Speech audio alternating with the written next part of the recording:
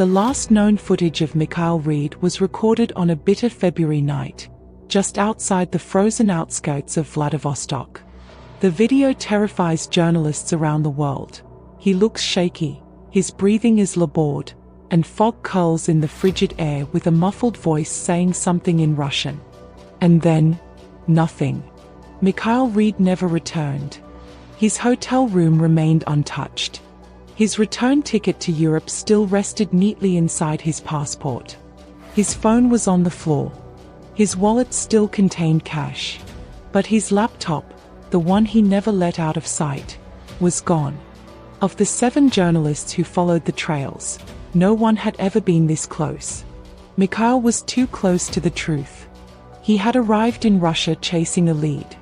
A trail of clues, rumors, and classified whispers that pointed to something hidden beneath the surface. But he hadn't realized until it was too late that he was the story. Mikhail Reid was no amateur. At 36, he had earned a reputation as one of the most daring freelance investigative journalists in Europe. From exposing oil cartels in West Africa to navigating war zones in Syria, Mikhail had stared danger in the face. He knew how to vanish when needed.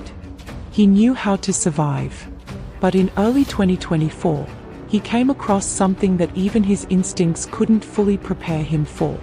A small, decaying town named Arseniev, nestled deep in the Russian Far East, was the site of strange disappearances.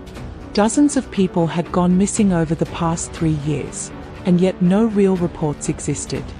No media coverage. No police follow-ups. It was as if these people had never existed at all. Mikhail was intrigued. According to whispers from inside Russia's underground journalism circles, the disappearances were linked to abandoned Soviet-era tunnels, and an enigmatic group referred to only as the Hollow Circle. The locals had a saying, "Don't ask about the circle. It already knows you're asking." Mikhail flew to Russia under the pretense of covering corruption in railway operations. But his real mission was different. He wanted to uncover the truth behind the Hollow Circle and why so many people had vanished without explanation. He began quietly. Interviews with railway workers. Late-night walks along decaying tracks.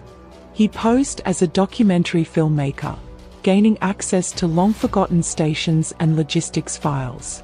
It was during one of those quiet nights that he met Natalia, a retired railway engineer who lived alone near the forest's edge. She had seen something,